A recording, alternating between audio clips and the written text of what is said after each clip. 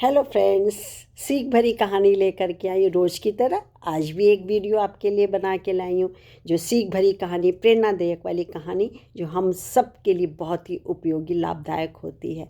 हमारे शारीरिक और मानसिक स्वास्थ्य के लिए ये बहुत दवाई का काम, औषधि का काम करती है, क्योंकि हमारे अंदर जो एक चिंता है, विकार है, कष्ट है, दुख है, व्याधि है, व्यथा है, ये सब खत्म हो करके विकार निकल करके और हमारा शरीर बहुत ही प्यूरीफाई हो जाता है।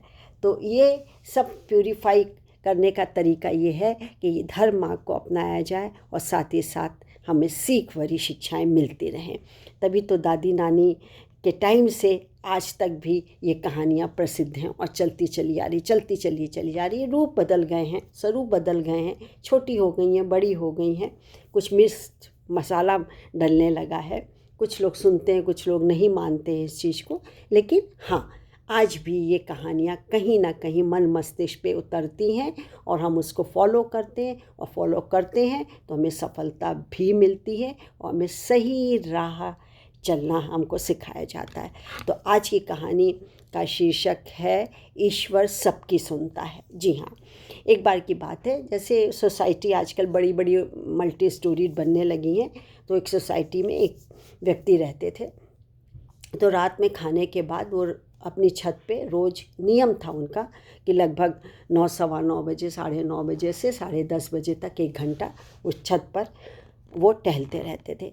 तो देखते थे कि रोज़ एक बिल्डिंग के ऊपर एक गुब्बारा आता है और वहीं मंडराता रहता है, उड़ जाता है, कभी नीचे चला जाता है, कभी दाएं चला जाता है, कभी बाएं चला जाता है। ठीक है, रोज़ का है। कभी वो झांक के देखते थे एक बच्चा है, वो गुब्बारा रोज़ उड़ाता है। सोचते थे बाल सुलभ है, बच्चे का मन करता है, गुब्बारा है और होता है, उड़ाता है। सभी का मन करता है, बच्चों का, जो बच्चे होते हैं गुब्बारा मतलब उड़ाने का मन करता है। अब एक दिन की बात है, जब ये व्यक्ति अपनी सोसाइटी में टहल रहे थे तो देखा कि आज गुब्बारा आया ही नहीं। वो चारों तरफ देखने लगे तो देखा कि वो गुब्बारा जो पानी की टंकी है उसके बीच में फंस गया था। तो बोले अच्छा, उड़ते उड़ते फंस गया होगा। पर उनकी जिज्ञासा शांत नहीं हुई। उन्होंने उस गुब्बारे को निकाला तो अरे रे रे रे रे, उसमें तो कुछ लिखा हुआ था। अब क्या लिखा था, उनको तो जिज्ञासा हुई जानने के लिए। तो उन्होंने उसमें लिखा हुआ था कि भगवान जी, आप जो कि है, मेरी माँ बहुत बीमार हैं और उनके इलाज के लिए मुझे किसी को की मदद के लिए आप मुझके मेरे पास भेज दीजिए। और मेरे पास तो इतने पैसे भी नहीं हैं कि मैं इलाज करवा सकूं, इसलिए मेरी माँ की मदद के लिए किसी को भेज दीजिए। और ये पढ़ कर के तो उस व्यक्ति को रात भर नींद नहीं आई और सवेरे उठ कर के तुरंत उस लड़के से मिलने चला गया। उसने जा कर के देखा तो सच में उसकी माँ खाट पे पड़ी हुई थी, बीमार थी, कराह रही थी, बुखार था, सब कुछ था। अब उस लड़के ने, मतलब उस व्यक्ति ने, जो प्रौढ़ व्यक्ति था, उस लड़की से पूछा कि तुम रोज़ जो कि गुब्बारे पर लिख कर क्यों भेजते हो कि ये तुमने किसने बताया कि ऐसा करने से ईश्वर तुम्हारी मदद करेगा, सहायता करेगा। तो लड़के ने जवाब दिया कि ये सब मुझे एक भिखारी ने बताया था। भिखारी दादा जो कि उधर की गली में रहते, उन्होंने बताया कि एक दिन क्या हुआ था। एक दिन रात में मैं आ रहा था तो उन्होंने कहा कि मेरी तबीयत बहुत ख़राब है और मैं भीख मांगने नहीं जा सकता हूँ, और भीख मांगने नहीं जा सकता हूँ, ऊपर से मैं 2 दिन का भूखा भी हूँ, मुझे शरीर में बहुत कमज़ोरी महसूस हो रही है, हल्का सा बुखार भी है। तो क्या तुम मुझे थोड़ा सा खाना खिला दोगे, इस समय मुझे बहुत भूख लग रही है। तो मैंने क्या किया, उनको ला कर के खाना खिला दिया। तो उन्होंने कहा कि बेटा, तेरी मदद अब ऊपर वाला करेगा। मैंने पूछा, वो क्या सच में ऊपर वाला मदद करते हैं, वो करेगा क्या? तो उन भिखारी दादा ने कहा, जैसे मेरे लिए उसने तुम्हें भेजा है, वैसे एक ना एक दिन तेरे लिए भी किसी ना किसी को वो ज़रूर भेज देगा। तो उस व्यक्ति ने, जो बिल्डिंग में व्यक्ति रहता था, गुब्बारे तो गुब्बारे का वो किसने तो उन्होंने पूछा कि इस गुब्बारे के लिए किसने बोला कि तुम रात को ही क्यों छोड़ते हो, दिन में क्यों नहीं इसको उड़ाते हो? तो लड़का बोला कि दादा ने कहा था कि ऊपर वाला जो मदद करेगा, तो रोज़ सोचता था कि उस बात को मैं कैसे पहुंचाऊं।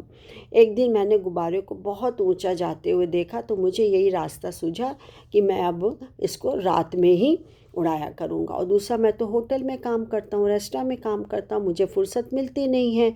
और रात को जब मेरे को फुर्सत मिलती है और रात में ही दिन भर का थोड़ा सा जो पैसा मिलता है उससे मैं रात में ही गुब्बारा ख़रीदता हूँ और फुलाता हूँ। उसमें लिखता हूँ कि मेरी मदद के लिए किसी को भेज दीजिए।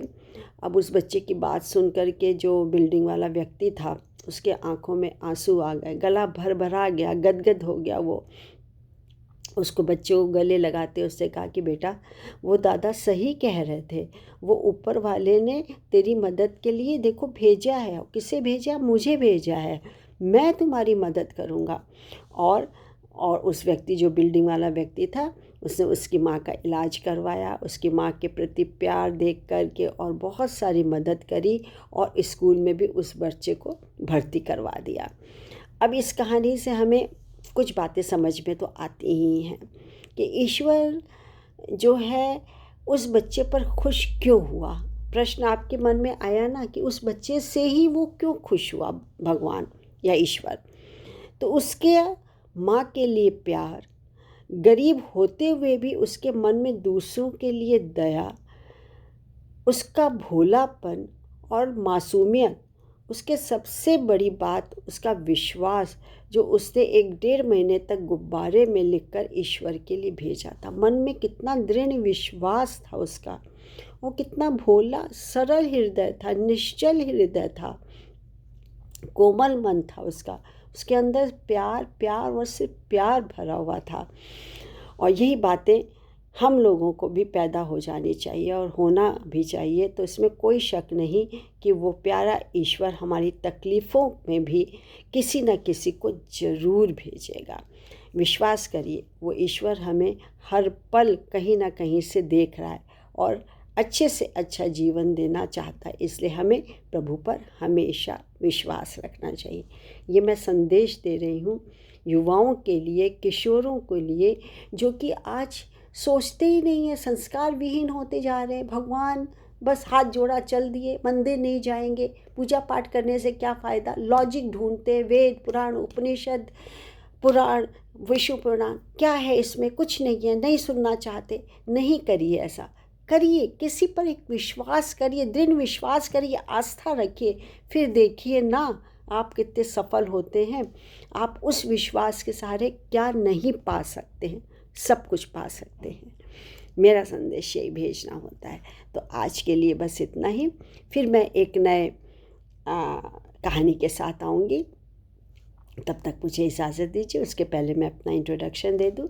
मेरा आपको नमस्कार। मैं doctor Manju Jain, retired associate professor for medicine, saint degree college Kanpur. Bye, thank you.